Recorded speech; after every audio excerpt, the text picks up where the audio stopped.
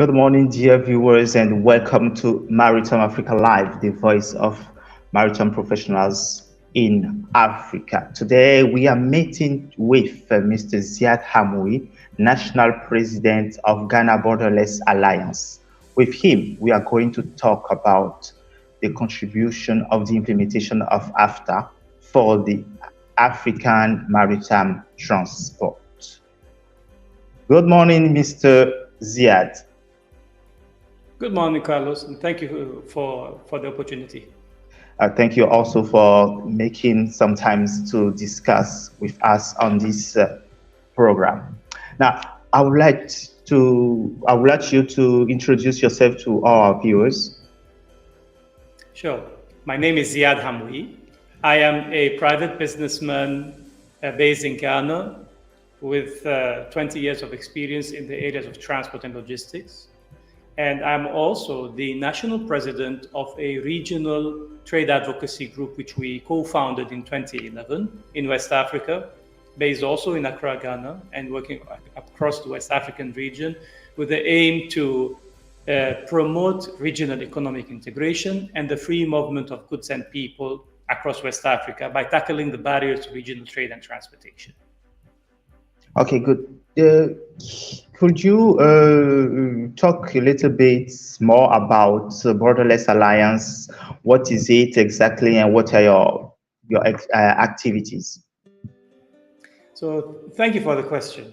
And indeed, Borderless Alliance is one of my greatest passions of the past decade. And it was a platform which we co-founded and created to enhance the private sector participation in policymaking on the areas and the challenges of regional trade and transportation in West Africa.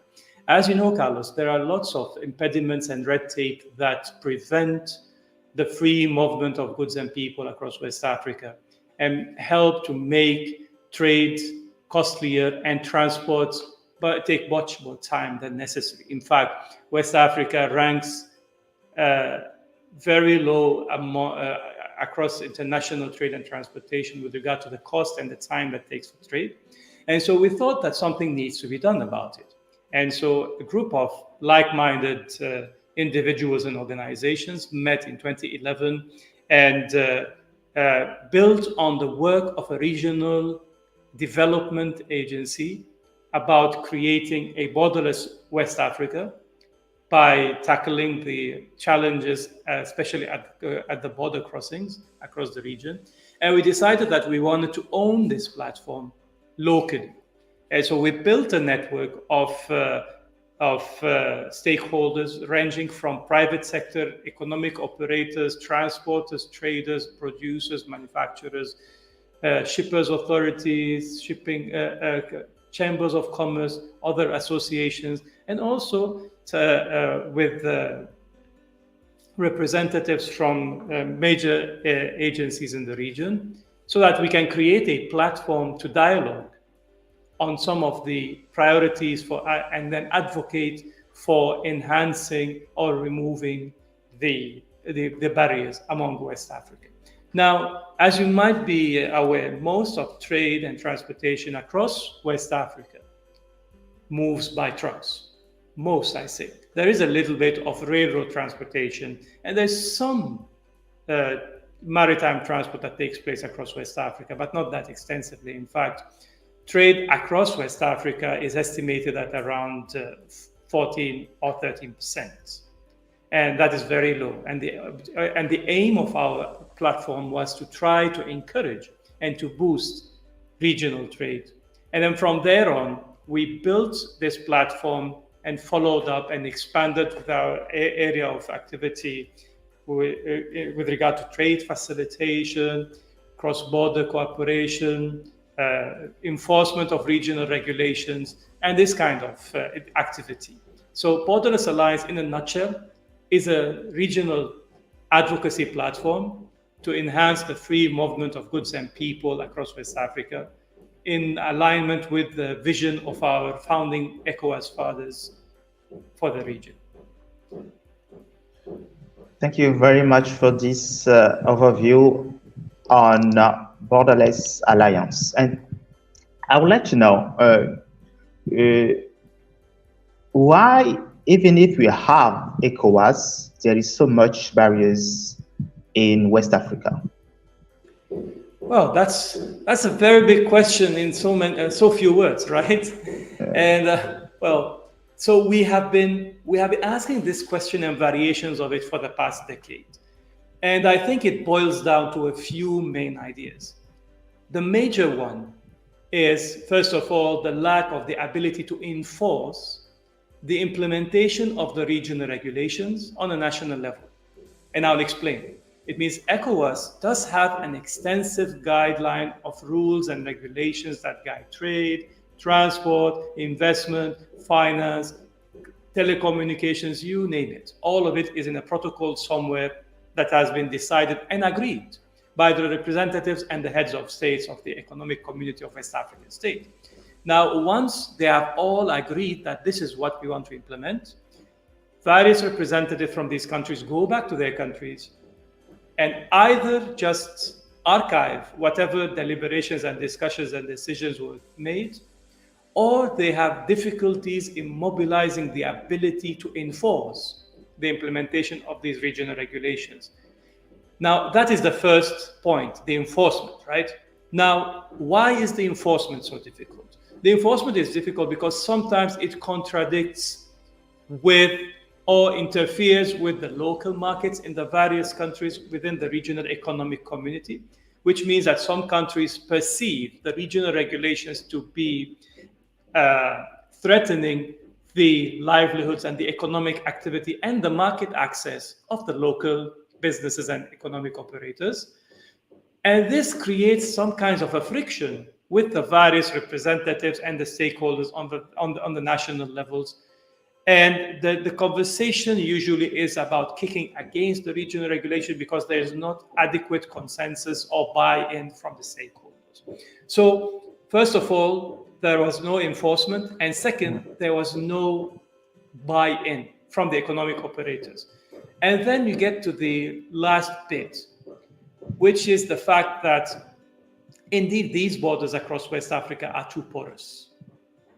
And the porosity of the borders allows the exploitation of these borders by various kinds of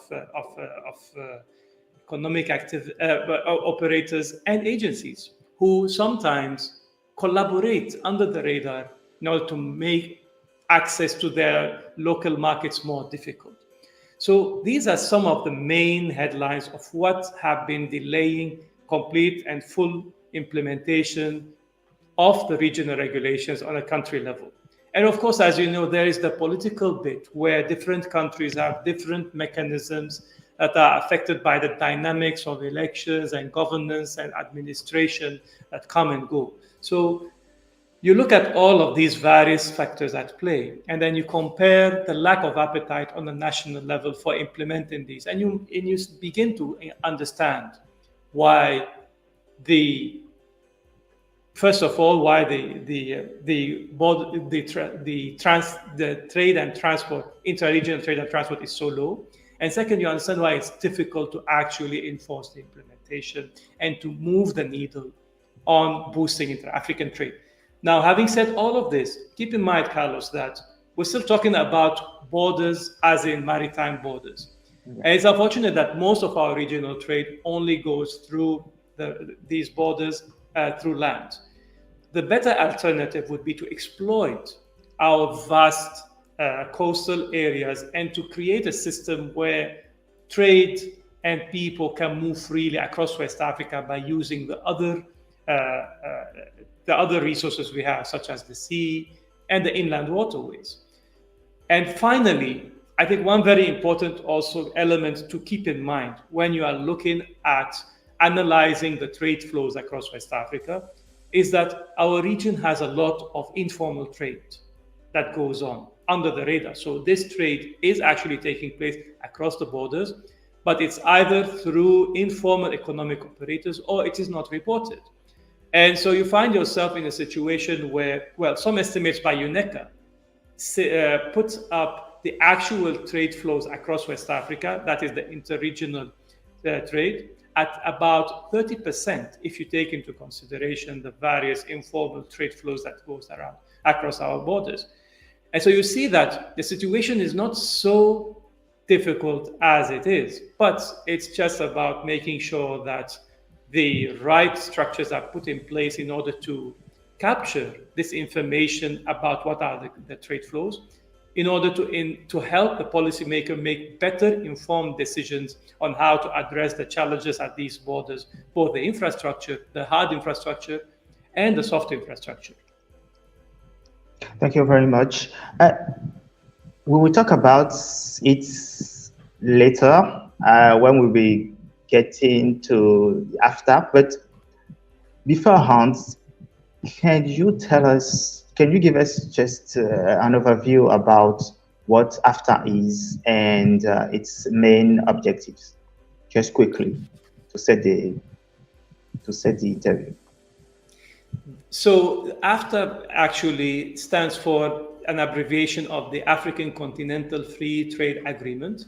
And that agreement is an African agreement that aims to open up the African markets to African goods and services by creating one large African continental market. At the moment, Africa has more than 1.4 billion people, and has a GDP that is equivalent to 3.4 trillion, an annual GDP for the continent. So that's a significant market. And the idea of the AfCFTA is to create an area that allows duty-free access for a large number of the goods that move across. We're talking about 93% of the goods eventually. And then, no, more. We're talking about 97%. At the moment, the aim is to reach 90% of the tariff lines. So that is the products that are traded within a certain number of years. And then after that, an additional few years for an additional 7% of the total goods. And then finally, we'll be left with about 3% of sensitive goods, which remain at their tariff levels. But we're talking about an agreement that opens up 97% of the goods to the various to the local business. And the aim of the AfCFTA is to boost intra-African trade and accelerate economic development, because by opening up the markets, you would create business opportunities for economic operators now to start to consider larger markets to come up with products and services that can be actually traded across the region, but not as a one solution that targets all of the various aspects of regional trade, right? Because there's more to just reducing tariffs to trade in order to boost trade. And I'll elaborate a little bit on this. So even though the AfCFTA is meant to accelerate economic development and boost intra-African trade, that alone cannot work if it doesn't go in parallel with, first of all, the increase of the amount of goods and services that are traded across the continent. So we need to produce more in order to trade more. So once we produce more, then we will start to look at identifying African markets for our African products. Once we identify these markets, we are ready to trade. And once we are ready to trade comes the logistics bits of moving the products from the countries of origin to the countries of consumption. And so when we are moving from one country across Africa to the other, let's say when you are moving your cocoa from Ghana to, let's say, for example, Djibouti. So now you want to export to Djibouti. What are the options? And so you start to look at the logistics aspects of it. Should it go by air? Should it go by road? Theoretically, but even though road is out of question here. You know that the continent is too huge. You can't just truck all of your trade across Africa. You need to consider other alternative modes of transportation, and that is where the logistics will come in to exploit the vast coastal areas that we have. So the AfCFTA, in summary, consists of 3 layers. The first one is a framework agreement, and that is, let's call it the basic agreement, which determines the whys and the hows and summarizes what the agreement is about. And then the second layer is the protocols. And these protocols are actually more specific, and they target the areas in which the AfCFTA is going to regulate and to deregulate the industries. So, for example, you have a protocol for trade in goods. Then you have a protocol for trade in services, then a protocol for investment, and a protocol for finance, and so on and so on. Now, these protocols are further broken down into a third layer, and that is the annexes. So we have a framework agreement that has protocols, and each protocol has annexes that are attached to it. And the annexes are very specific. So, for example, in the case of trading goods, you have the tariff concessions annex. Then you have transit. You have various smaller bits that come under that, right? And the importance of discussing AfCFTA when we talk about the logistics, which you just mentioned, is that the AfCFTA deals with transport and logistics on 2 different levels. The first level is transport as a support for trade, In other words, you have to look at transport and logistics for moving the goods that are produced within the AfCFTA area from one country to the other, in order to reduce the cost of this trade and to reduce the time it takes so that the goods become more competitive. And the second is to look at transport as a service itself, because transport is a service. And transport as a service is one of the main priority areas that have been determined in the Protocol of Trade in Services for Liberalization, if you want to say it, which means to remove the barriers for the movement of goods from one country to the other by liberalizing or opening up the registration, the delivery of the service, and other related aspects when it comes to transportation. And the idea is to make the economic operators and the transport service providers across the various modes of transportation more competitive, and to carry the advantage of opening up their local markets to create a regional common market. So that way, the delivery of transport as a service becomes competitive, because now you have opened up the various markets. So we've spoken lightly about the AfCFTA, and we've tried to explain it, but it wouldn't be complete if we don't talk about some related non-AfCFTA agreements, but who are independent, but who can synergize with the implementation of the African Continental Free Trade Agreement. And those are agreements that are at the continental level and which can boost the implementation of the AfCFTA. For example, when you talk about the currency interconvertibility of Africa, and that is a problem with 42 currencies, you have an agreement called the Pan-African Payment and Settlement System.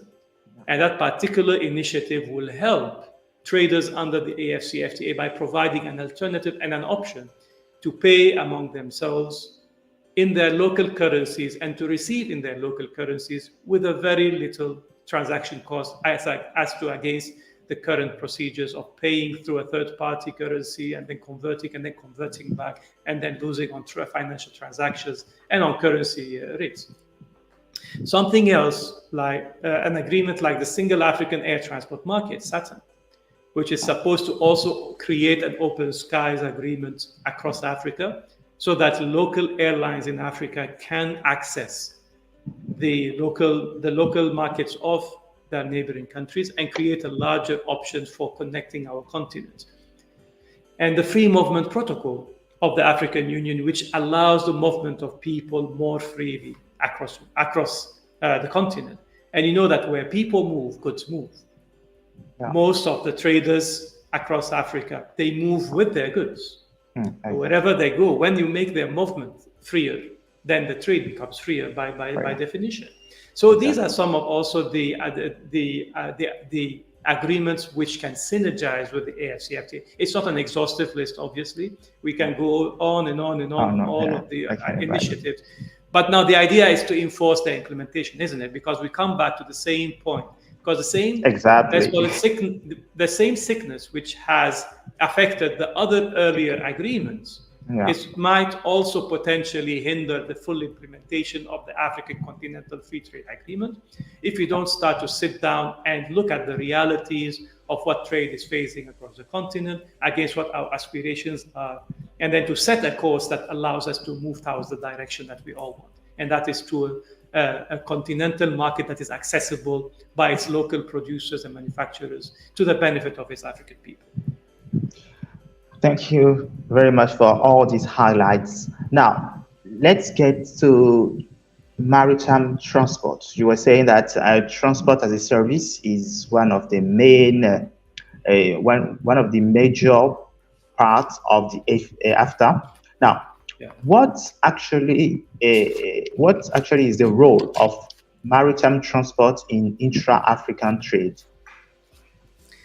So that's a very good question, and that is actually an important point that we need to solve effectively if we were to enhance intra-African trade. As you know, the continent has 16 landlocked countries, 32 coastal countries, and 6 island countries.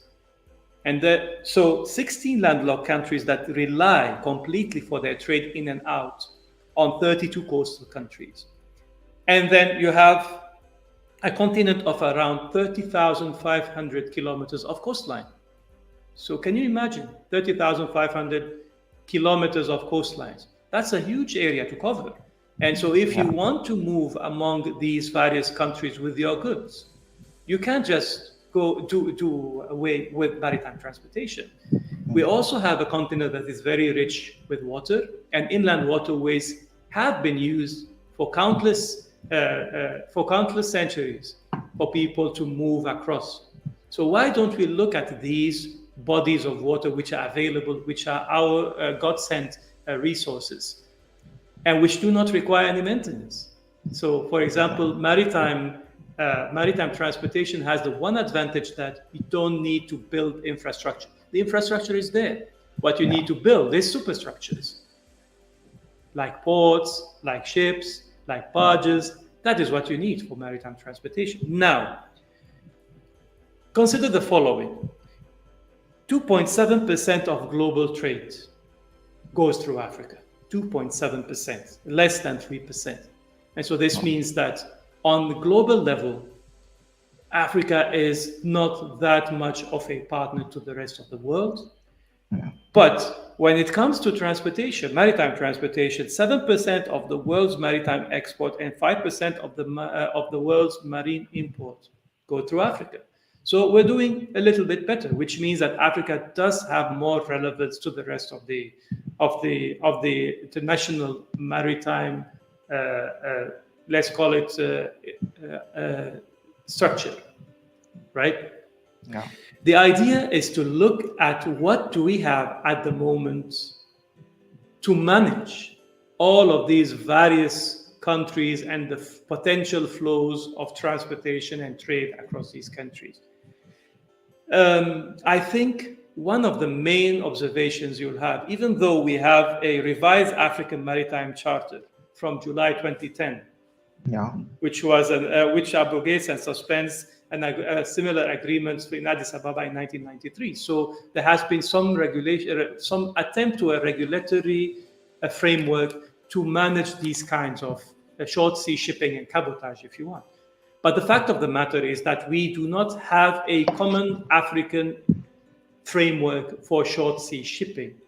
And the lack of such a document will make it very difficult to open up the various African countries for cabotage. The way you have, for example, in old, well-renowned maritime nations such as the United Kingdom, which had cabotage since hundreds of years ago, and that the ports are free ports that can easily connect to each other by managing the laws.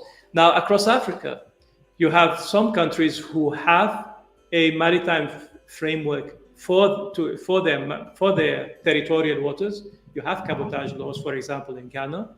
You have cabotage laws in Kenya. You might have cabotage laws in Nigeria and other countries. But they have different priorities, different areas of focus, and different, let's call them, different stages of implementation in these agreements. So what we need to do is to have a look at what do we have, first of all, as a regulatory framework on a national level, to harmonize it on a regional level, and then to see whether it aligns with the international, with the continental level. Because as you know, the AfCFTA is currently attempting to help deregulate the services in order to make it easier to access. But if you don't do that with the political momentum to allow this kind of enforcement to take place, then you wouldn't go too far and you wouldn't go too quick. We need the heads of states and the leaders of Africa to make a statement about how important it is to achieve consensus on a common African framework for short sea shipping. And we need to make them understand why it's important. Because people need it for their movement, for their livelihoods. And you realize that now that the global disruptions of value chains are becoming more frequent, you can see that the effect on Africa is also amplified and more frequent. We are having more food inflations, for example, in various countries. We are having more disruptions with the movement of our essential trade across the region. So it is about time that we do two things. The first of which is to establish a base of production for our critical and essential goods and services. And the second is to look at how to enhance the connectivity of our continent to itself and the rest of the world. The rest of the world needs a connected Africa to itself, and they need to connect to a better connected Africa. That is what I think my main conclusion would be. And that is where AfCFTA has a role to play in driving the implementation towards achieving a common framework for African short sea shipping. Okay, so are you saying that presently there is no law regulating short sea transport in Africa? I am saying that what we have, it does not rise to the expectations or the needs of the continent. Okay. A continent that is so huge, with so much potential, needs to have the ability to reach out to itself more easily. And so there are two actually main points that are hindering our development. The first of which is the lack of the ability to build or to maintain or to manage local African shipping. And the second is the lack of a regulatory framework. So there are two problems actually, and they are interconnected. We don't have enough local maritime or shipping companies, African shipping companies. And the second, we don't have a common vision of what kind of framework we have, because we don't have a consensus, whether we have a maritime charter or we don't. The countries do not agree on opening up their national territory to continental players, just as the same way that various countries have difficulties in accepting to open up their markets for goods, whether on ECOWAS level or on a regional level. Yeah, but do you think that it's because they don't know the needs, or just a lack of efforts? Let's say it like that.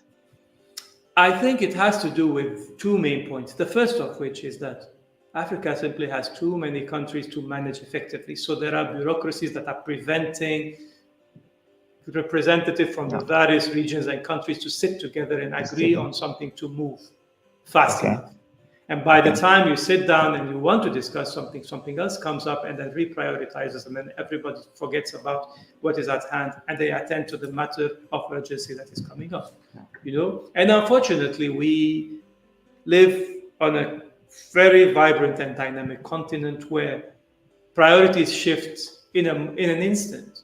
Whether from food security, all of a sudden you shift to democracy, all of a sudden you shift into natural disasters, and then before you know it, there are diseases so there's always the latest disruption of the day, which prevents.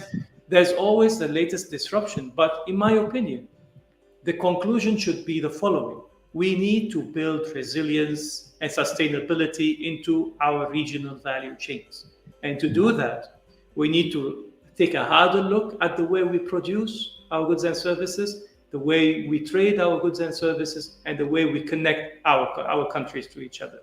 We can't just rely on land to connect everything. The sea is more advantageous. The sea has better economies of scale for longer distances, and we have to be able to take advantage of that, even though we know that the keys to the international shipping market lays in the international players, who might not necessarily share the same ambitions and priorities of Africa. Yeah. So it's clear that AfCFTA needs maritime transport to really implement all the things that has been set up.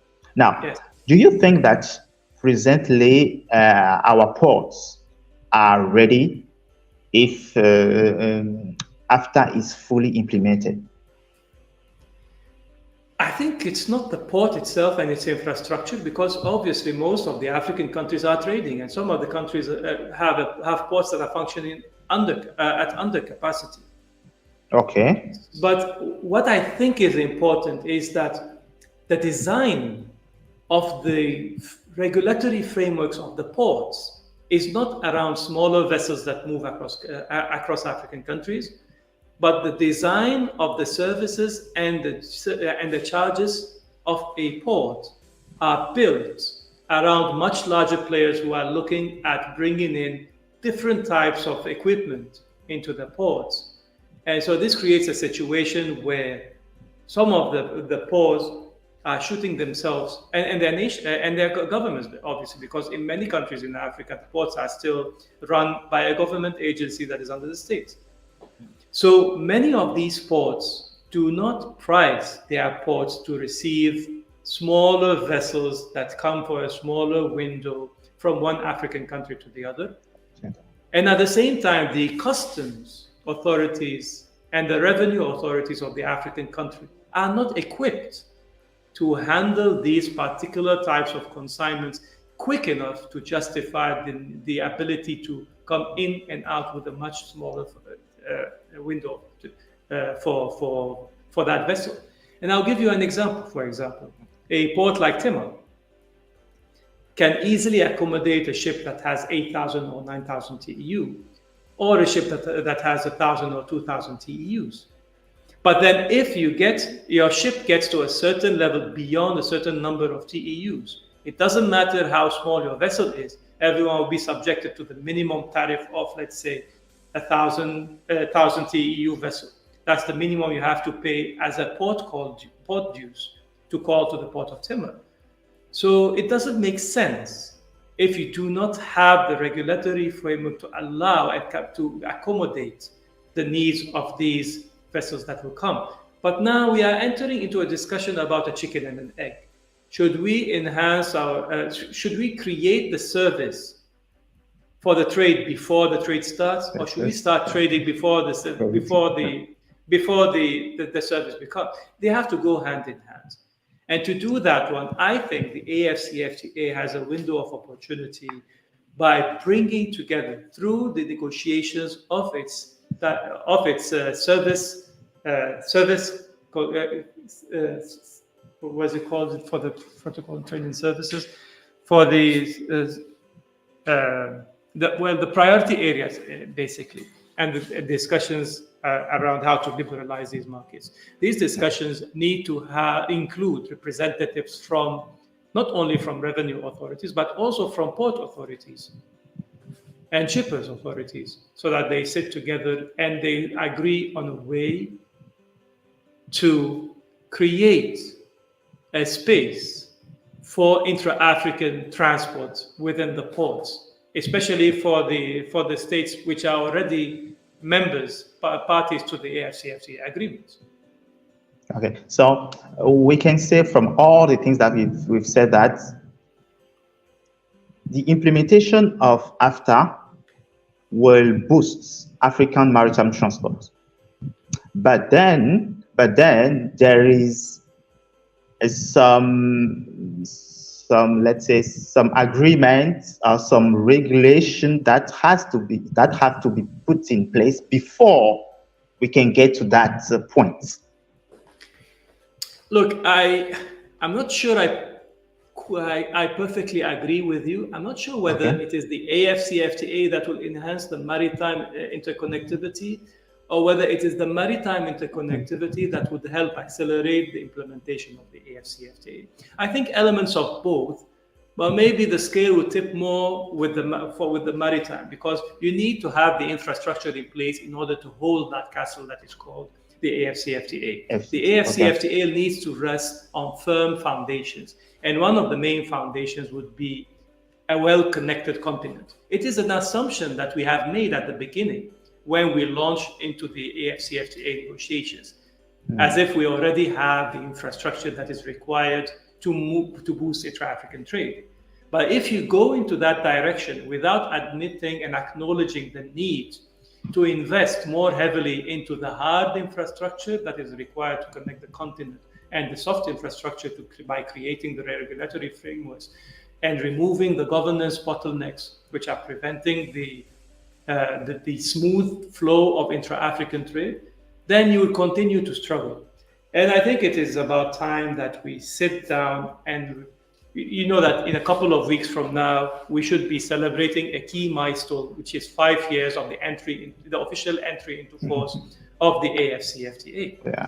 And so someone will eventually sit down and discuss with with cold heads about where we were, where we are today, and where we want to go. And so we have built the main blocks of the AfCFTA. And we already have other blocks there because we have the regional economic communities. And the AfCFTA actually relies on the functioning of the regional economic communities in order to ensure its own success. So it's all interconnected. And ultimately, we need to enhance the connectivity of the continent to itself by creating also a more enabling regulatory framework, and then to help connect the continent to the rest of the world, and to find ourselves a bigger role in the global value chains. If we can't do that one, then I'm afraid the AfCFTA will struggle to get to its final destination. Exactly, I agree with you. So to sum up our discussion, can we say that AfCFTA is going the wrong way? If oh no, not at all. If they assume that everything has been put already into places, that the infrastructures are already into places, can we say that? I think we have dotted the I's, but we need to cross the T's. Okay. I disagree on the fact that it's going the wrong way. I just think that we are going slower than anticipated. We want to go much faster, but obviously there has been some global factors that have weighed on economic development across the whole world, not just on Africa. We need to acknowledge that. But at the same time, with challenges come opportunity. I think the AfCFTA should present itself as an opportunity for the African countries who want to accelerate their economic development. So we are currently at a junction where we need to continue to support the implementation of the AfCFTA, but not only by building the structures, but by making sure that the trade among the various countries picks up. And that is something I'll agree with you that the trade has yet to pick up as much as we would have hoped it is, despite the fact that the AfCFTA started with a guided trade initiative in order to bundle together the countries that are already better equipped and ready and prepared with the necessary infrastructure to perform and to conduct intra-African trade among themselves under the AfCFTA. I think we have done some, but there's room for improvement. But for this room to improve even more, we need to start to think about this missing infrastructure link, which you were talking about. We cannot assume that the infrastructure is there. We're just going to make it easier for people to trade among themselves and trade will happen. And this brings me back to the start of our conversation, because you need to have adequate goods and services to trade with in the first place. You need to work on enhancing the the market access of your local goods, and connect the buyers to the sellers. And then you need to look at what it takes to move the goods from the country of production to the country of consumption, while remaining competitive against other products in the market. Otherwise, maybe my last point would be that Africa is at the risk of sliding or becoming a consumer continent if we don't think early enough about how to start producing our basic needs and services and how to enhance our value addition. Otherwise, that window will be closed, and it will be very difficult to continue to compete against the rising stars of global industry. We know that Africa has a long way to go to become competitive globally, but at least we have to understand that we need to build better, more resilient, more sustainable value chains, and we have the opportunity. Thank you very much, Mr. Ziad Hamoui, for making some time to discuss with us on this topic. Thanks to all the people who have been looking into these events. And I will say that will we meet again, Mr. Hamoui, to talk deeper about this topic about AfCFTA on other platform, because I from this interview I've seen that there is a lot that people don't understand, and there is a lot that needs to be said for people in the sector, for policy makers to know what they should do in order to implement AfCFTA. So, do you have anything you would like to say to conclude this interview? Only that let us remain hopeful. Africa shall resume its rightful place among the global players. We cannot afford to miss this opportunity, and it is a very real opportunity. But we need to start to look at how to move from the theoretical to the practical, and to look at where we were, where we are, and where we want to go in the future. And thank you once again for the opportunity. Okay, thank you very much, and goodbye.